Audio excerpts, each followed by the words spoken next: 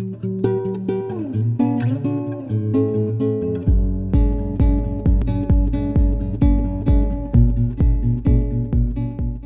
let's look at Suparinpei combinations. Suparinpei starts, as does Seisan, Sansuru, all these katas, by stepping forward, pull, hit back, step, and we stick to the center line. We're stepping over the center line. Our navel stays locked to that line, and our punches are also focused to that line. So when I'm punching, I'm not hitting out, I'm hitting towards the center line.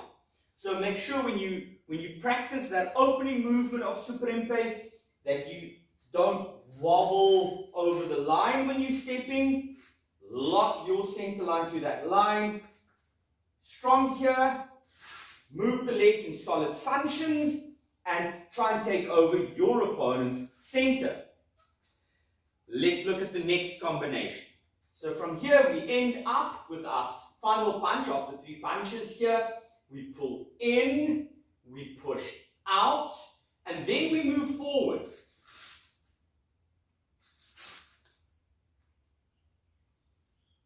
And we're going to take all of that as one combination. And later on, when we start looking at the bunkai, the analysis behind this kata, then we'll see how this quite nicely flows from one movement to the next. So from here again, right leg in front, left and I punch, and we start by going 1, 2, 1, 2, 1, 2. Right, let's do that combination one more time. So we end up in the punch, and we pull in. Feel this very much the same as breathing kata and pressing out. It's heavy tension. You're involved with your opponent here, really strong. Then quick move, strong, strong. Right, practice that combination a bit, and then we're going to move over to the next one. So once you've done that, let's look at how the kata then continues. So we've done our final movement here. We step across and we turn. Now again, when you see the step across, it is not just, it's definitely not, there's someone behind me. There are far better ways of going, what do you want, than stepping across and then turning. The step across, immediately when you move, focus on your shoulder. I'm facing my opponent, I might be ramming my opponent with my shoulder. Might be trying even to step on the foot. Fight, fight, fight, yeah. Stand on the foot, dump them with the shoulder, make them lose balance, maybe break their ankle. So when we do the step across, as part of this next combination, don't immediately go, oh yeah, I'm just turning around to do the next movement. So we're here, bump. Might also be throw. You might be slipping past and throwing. But all of that is within that one step. Right, so from here, we step across, and then we do the same movement again. And we're going to do it again to the left. And we're going to do it again by turning all the way around. So the kata is really emphasizing that movement in all 4 directions, not necessarily against, definitely not against 4 people attacking you, but also not necessarily making it too overly complicated, going, well, it's this angle, that angle. It's just emphasizing that movement. Okay? I find the second combination we practiced nicely flows from opening up, moving in, controlling, locking the arm, locking your opponent. But then the kata just goes into overdrive and says, that application or that combination, we're going to use this over and over and over. If you're doing it in all 4 directions, it's really emphasizing know this combination. So let's look at the last part of the second combination. Here we go all the way around. Then we go just turn to the left, not emphasizing any throws or locks or pressures there. And we go all the way around again. And now you've had quite a bit of exercise in that specific combination. Right.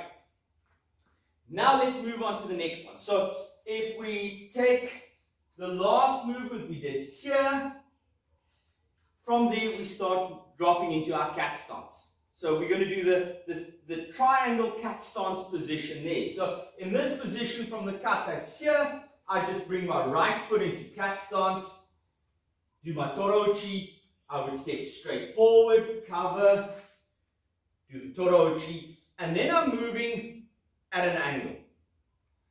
And I'm trying to push on that angle and do the torochi. And if you can kind of see, remember from your school years, 90-degree triangle, or whatever you call it. So, let's look again at the movement here. I was right leg in front Sanshin, I did the torochi, I did the lock that we also find in Sahunshin kata. I drop into cat stance, I don't move away from this line, my center line to my opponent's center line, my back foot turns in and I just drop into cat stance. I'm maintaining that center line. I'm not changing any angles there. 1. I move forward, against or around. 2. And then it gives us an angle that we're moving at. 3. So this, see it in relation to your opponent. The first one, I'm in position and I'm being pressured, maybe backwards, so I'm moving into my cat stance there. I might be using the second one as a throw.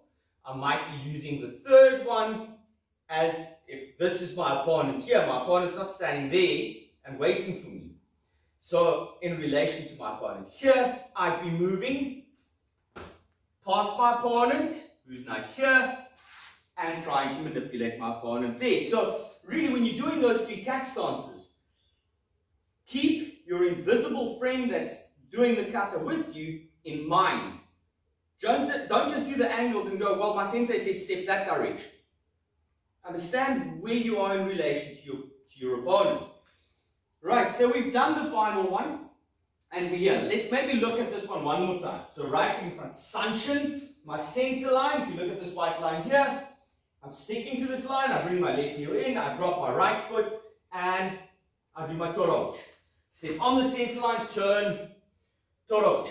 Step 90 degrees, but try and be on that 90-degree line in relation to this line here. Step on it, and press. Right, we've done our 3 cat stances. Now we're going to start getting to the Morotozuki that you also find in your Gekisada H kata. So we're in cat stance here, done the torochi, and we hook the leg in. 1. Now, this is less of a step and a bump, and more of getting ready to absorb energy and then use it as a throw. So again, in my mind here, this isn't the same as the heavy stepping across that we did earlier in the kata. This goes from cat stance and just drags the foot in. And from this position, I'd be able to do a throw if needed. But we'll look at that during bunkai training. So from here, torochi. Turn the heel in, turn around, clear, double punch, step, press with the elbow, and punch over. And then we're going to repeat this. Step across. See, now there in my mind, that is a step across. That is a heavy step. Focus on your shoulder. Step across. Turn. Clear. Double punch. Step. Press with the arm. Punch over it. Just turn to your left. Clear. Double punch. Press. Punch over it. Step. step across, turn, clear, double punch, press, punch over it. So when we look at this movement, again, similar to what we did in the beginning with the torochi and then the lock, the kata emphasizes the movement and adds some nice off-balancing, bumping and throwing movements in it. So let's go back to where we were here and we just did the torochi. So we are absorbing, we clear, this is our first one, so it's a 180-degree turn, step forward, press with the arm, then punch. We lock the legs in place, 180-degree turn, press, punch, punch, or press, punch. Then a 90-degree turn, clear, press, elbow, punch, and then again a 180-degree turn and elbow, punch.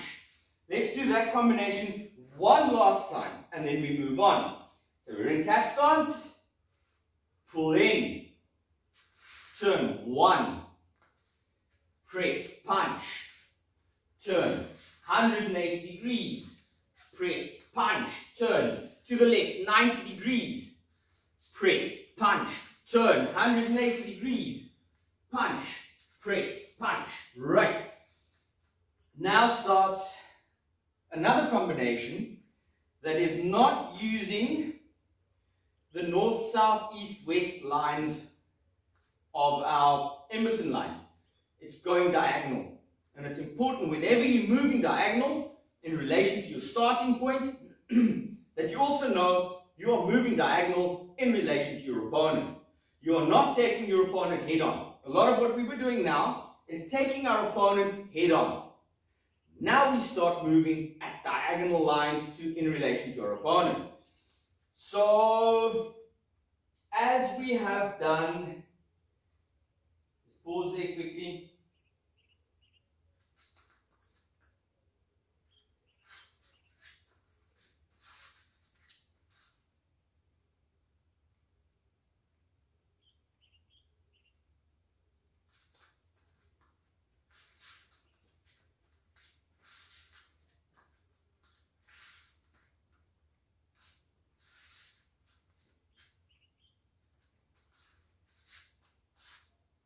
So, as we have now finished our last movement here, press, punch, right leg is in front, we drop down into shikurachi, and we do this by merely turning the feet out.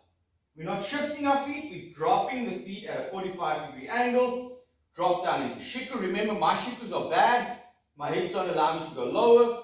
Make sure you get into a very stable, strong shiku. The better your shiku, the more stability you have for pressing against your opponent who is pressing back against you. So drop down into shiku and block. Not block. The word block is overused in karate. Press, lock in place, manipulate, control. Your other hand with the index fingers, knuckle is out. This is not a punch. And anyone that goes to hit a makiwara 1,000 times to build this big callus on their knuckle, in my mind, with all respect, hope you're not bigger and stronger and close to my location, is an idiot. So from here, this is a pressure movement. I'm pressing, I'm not punching. I'm pressing this into the neck. I'm pressing this under the sinus. I'm pushing it into the eye socket. I'm not punching anything with it. So as I'm here, I press. I'm going in between my arm, which is controlling my opponent, and I'm pressing in. And I keep that pressure as I move forward. And I'm really putting emphasis behind this. And then I release.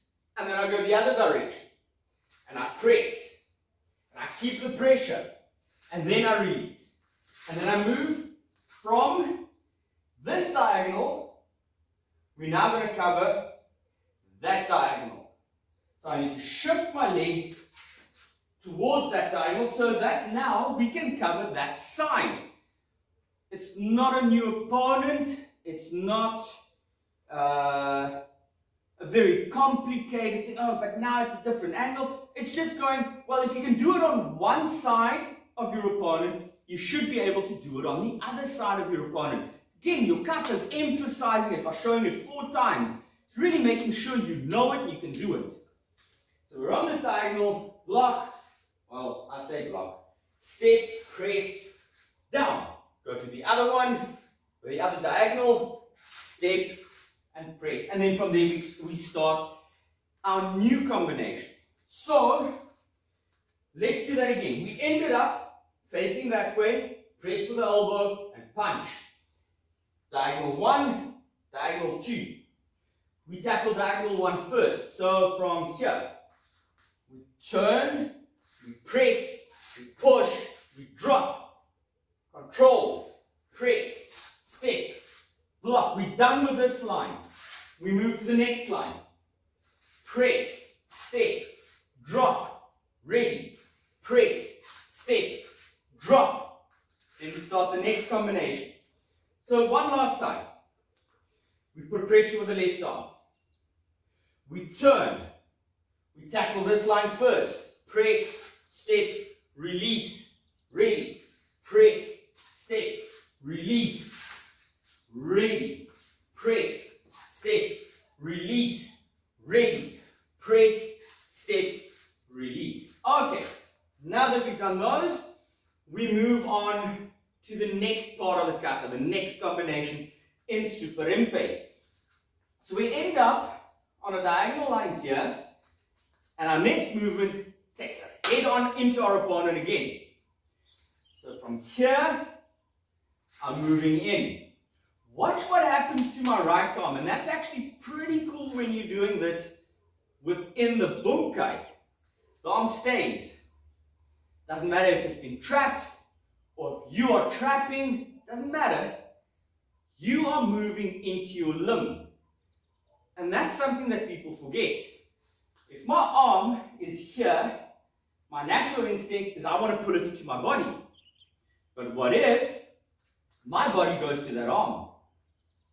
The arm's not isolated in space there, I can move towards it. So, in that very first movement, the arm is out. It's my left arm that's doing work. My right arm in position, it doesn't even move. I'm just stepping into it. Once I'm here, now it starts. 1, 2, kick, land. When you see your palm like this and you're elbowing into it, it's not for show. Your hand is cupping your opponent's head. Can be arm, can be body, but I'm assuming head. And it's in between the palm, there's the head, here's the elbow, and I attack. I'm doing a double whammy. From that side and this side, I'm striking my opponent's head. So it's not just for some interesting sound effect that you're hitting your own palm. Strike.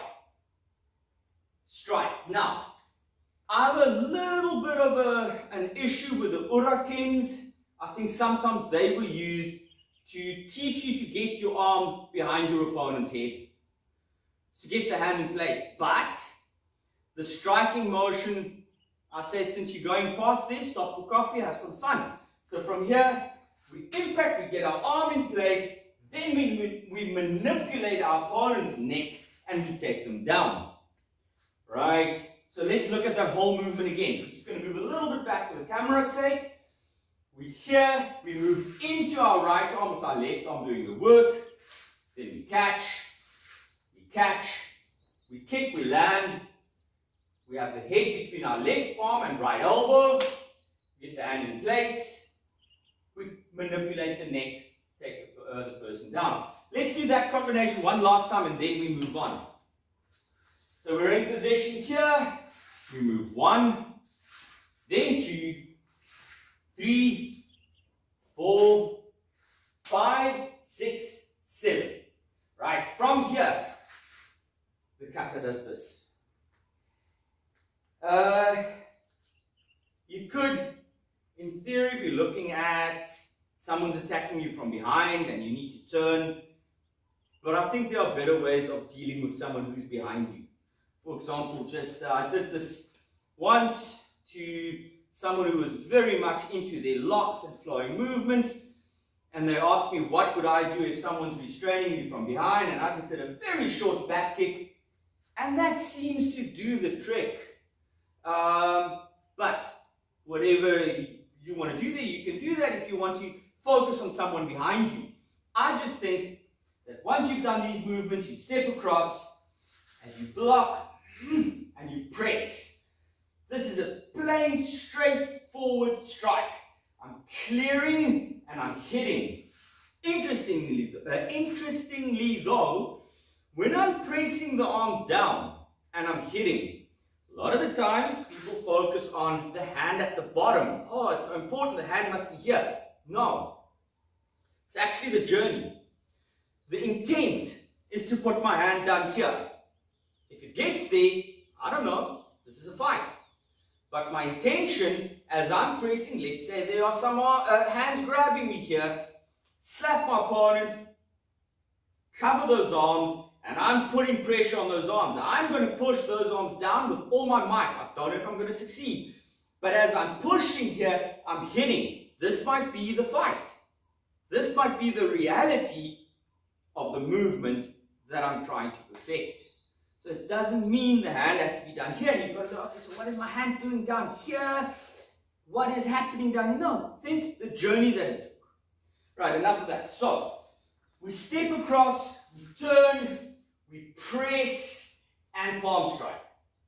Now, again, we're heading straight into our opponent. 1, 2. Again, the movement goes down. Remember what I said.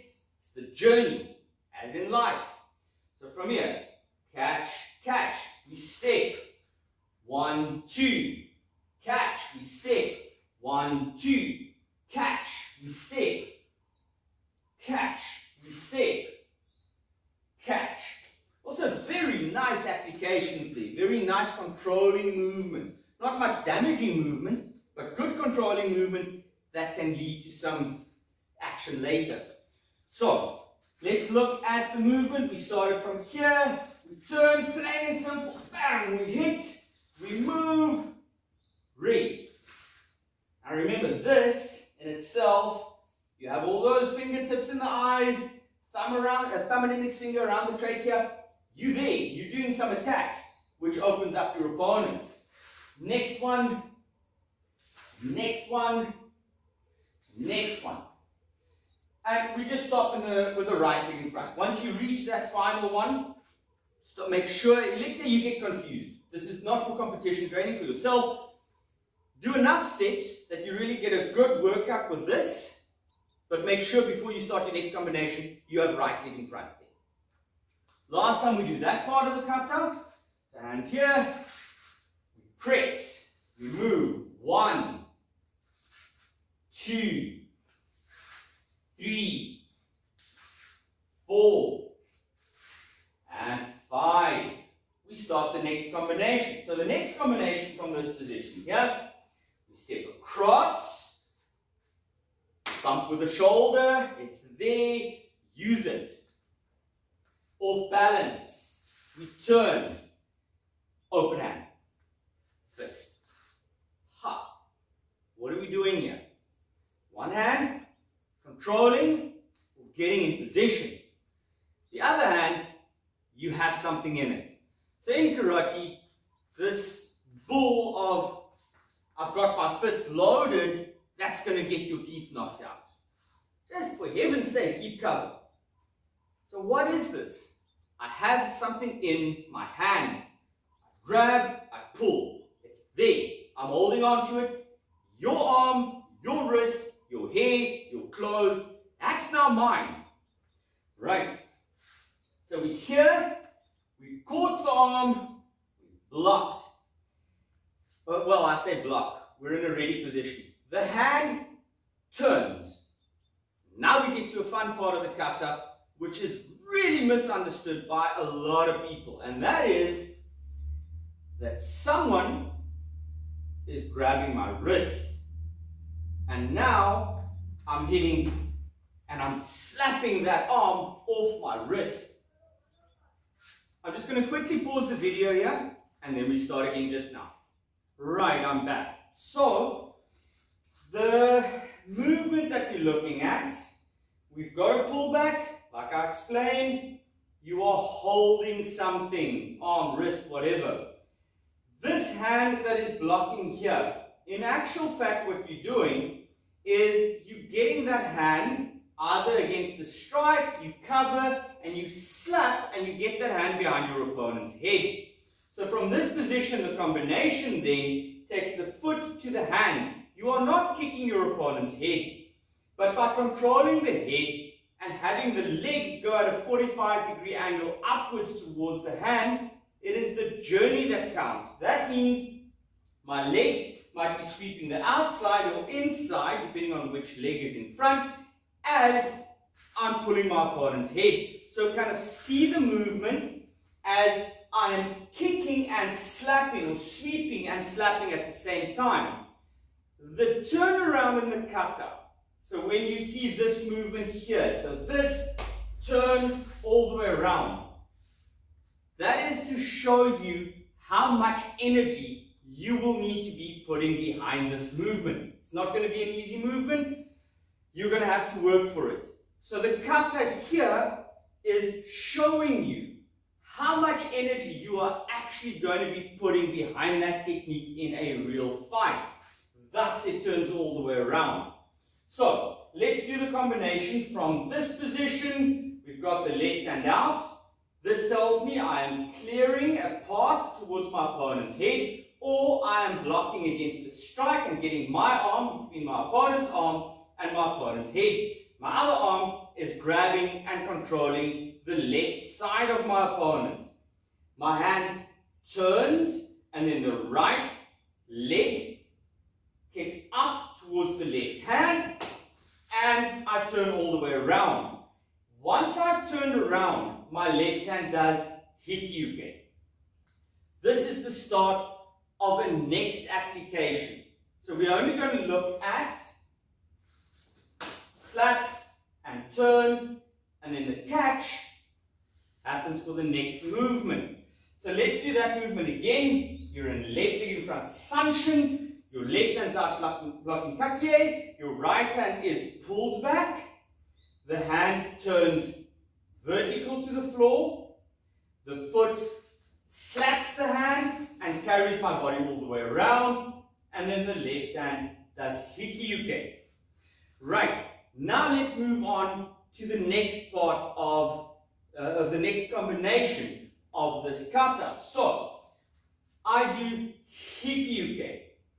As I do this, my next movement is a matopogeri. I'm going to do a jumping front kick. The leg that is beneath my left hand is going to lift, and then the right leg is going to kick. Now, again, looking at the movement, do I want to jump in a fight? I mean, spectacular knockouts in MMA and so in the UFC fighting championships, and I mean, those are devastating kicks.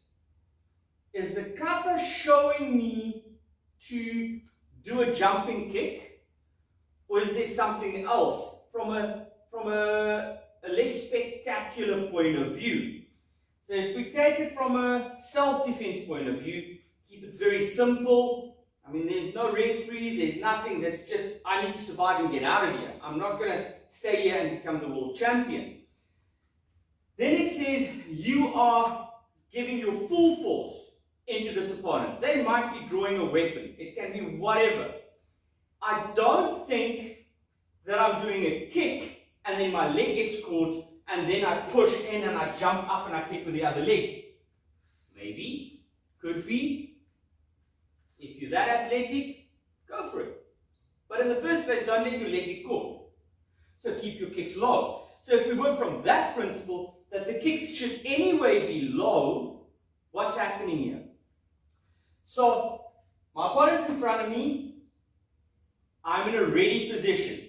To me, this is just saying I'm ready. It's not specifically a block, it could be, but I don't think necessarily it signifies I'm blocking and then lunging all the way forward.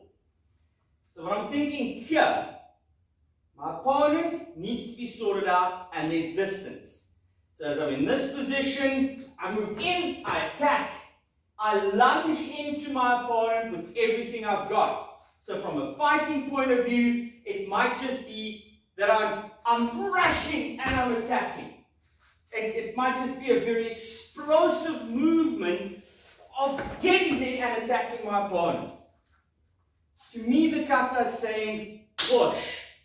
Give it your maximum effort to get to that target before your chances of winning the fight become so much slimmer. So the combination goes 1, knee goes up, 2, I kick, I land. I elbow and I strike. And there it stops. So if you remember the previous one, we did a similar elbow hit, the arm pulled back. In this case, the strike stops. And it doesn't manipulate the neck to your side. What it does do, once I'm here and here, it turns around and it does this movement.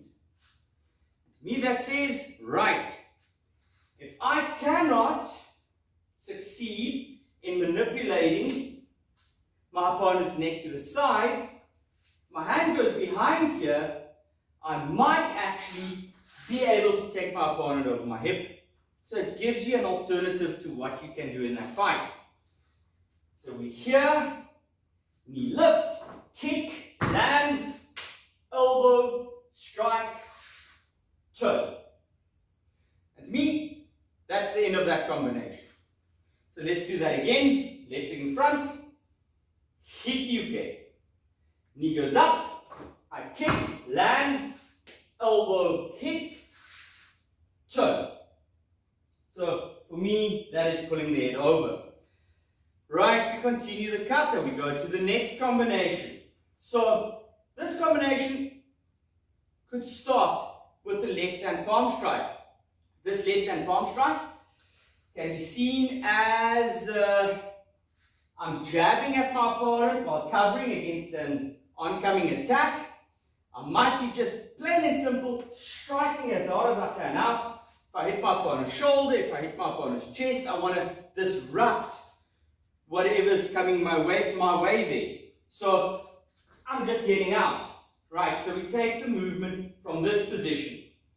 Once I've disrupted my opponent's strike, I'm moving in and then I strike.